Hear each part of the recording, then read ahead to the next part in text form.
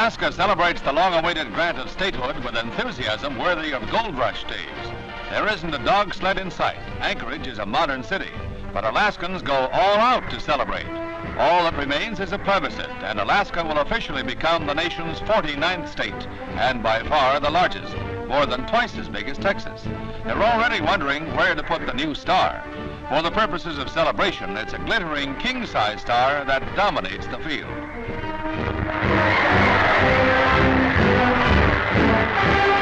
The celebration in the streets lasted through the night.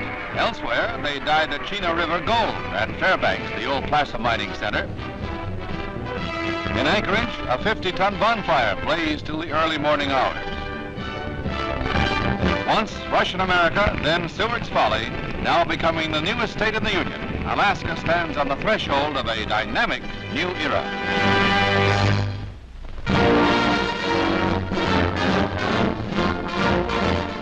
The St. Lawrence Seaway takes a major stride towards completion north of Messina, New York, and with it, a great international hydroelectric power development through the creation of Lake St. Lawrence. 1,000 official spectators are on hand, including the chairman of Ontario's Hydroelectric Commission, New York's Governor Harriman, and Robert Moses, along with some 55,000 others awaiting the big moment.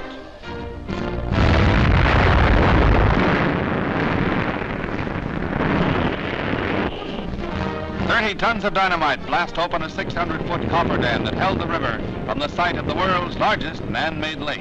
In 3 days, it will cover 100 square miles, enabling seagoing vessels to sail smoothly through the former international rapids.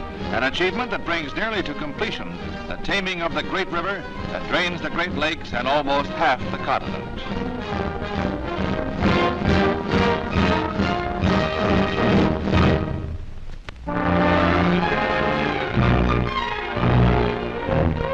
At White Sands, the Army displays its missile arsenal and gives the first demonstration of the Nike Hercules, successor to the anti-aircraft Nike Ajax that now rings the nation's key cities.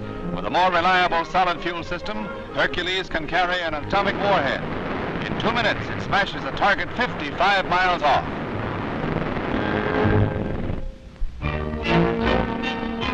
The Washington Press Corps turns from government and politics to a lighter matter. It's Ike and Mamie's 42nd wedding anniversary, celebrated with a cruise on the Potomac aboard the presidential yacht Barbara Ann. Major and Mrs. John Eisenhower and the president's 4 grandchildren accompany them. That big box carried aboard might be a cake or it might not. If any gifts were exchanged, the White House kept them secret. One other thing made this anniversary celebration noteworthy. It's the first time Ike has used the yacht since his trip to Newport last September. A happy outing for the nation's first family.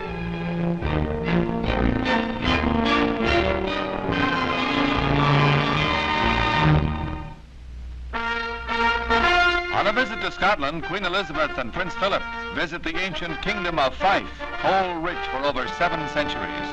And to the delight of Scot miners, descend Roth's Pit, newest of the Fife collieries. It's the first time the Queen has ever gone down into a mine. The royal couple took separate tours through the underground network of tunnels. The Duke, incidentally, refused to wear coveralls. A novel and entertaining experience for all concerned. Elizabeth's white coveralls remained almost spotless, testimony to the modernity of the Roth's mine. Prince Philip got to technical talk with many of the miners, brightening up what would otherwise have been just another dull day down below. A royal tour that has its deeper aspects. For the guy who likes gadgets, here's the ultimate. A station wagon with everything you could want for camping or life on the road, including lifeboat, all built in and automatic. Behind the tailgate, a complete kitchen. While Dad is out boating, Mom gets the meal ready in case he doesn't bring back any fish. She's got a refrigerator. And, of course, a stove. Naturally, the kitchen sink. This buggy really has everything, including a canopy to shelter the cook from the sun or rain. All controlled by push buttons, including the canopied family size and fully automatic tent on the roof. Alas, if those push buttons had you starry-eyed, this is one model not for sale. It's a dream car, strictly experimental, and the cost of production is even more impressive than all the fancy features. So dream away and wait the day.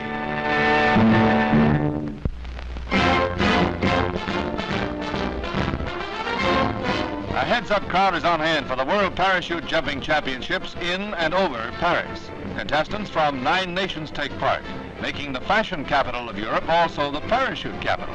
But it's still silk and nylon that makes news. Cabinet Minister Andre Malot is among many notables in the audience of thousands who see the jumpers pinpoint a white cross target on the ground in the precision competition.